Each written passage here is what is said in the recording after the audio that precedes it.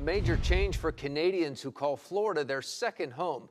An estimated 500,000 Canadians own property in our state. Right now, the government is cracking down on trips that extend a 30-day period. Gulf Coast News reporter Blaine Montgomery is live at RSW with a look at the new rules. Many Canadian travelers flew here today from Toronto. I spoke to a few families who say this might be their last flight to the U.S. as tensions grow. That this is what we're having to deal with now. Just it's never been a thought in our minds before coming to the U.S.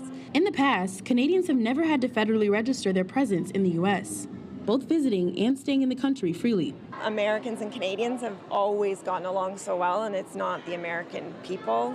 And that's what's such a shame, is I'd love to come and support the American economy and American people, but can't support what politics are happening and how it's being played out. Lee County has a huge Canadian community with many people living here half the year and own homes. Ashley Walsh says her family comes down to visit their grandparents in Naples. You know, it really affects them because they now have to register and they need to let the U.S. government know where they're going to be and how long they're going to be there, and that kind of weirds them out a little bit.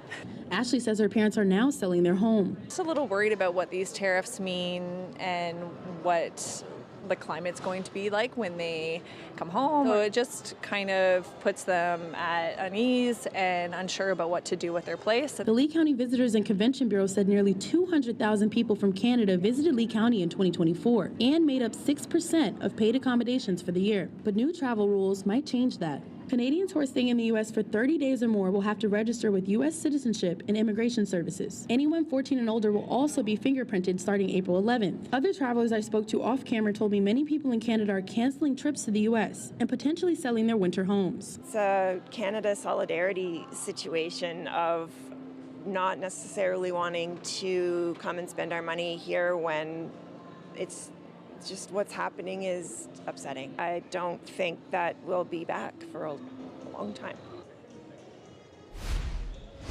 The rule was just posted to the Federal Register just this past Wednesday. Starting next month, Canadians won't have to apply for a visa, but they will have to submit a federal form online before entering the U.S. Live at RSW, Blaine Montgomery, Gulf Coast News.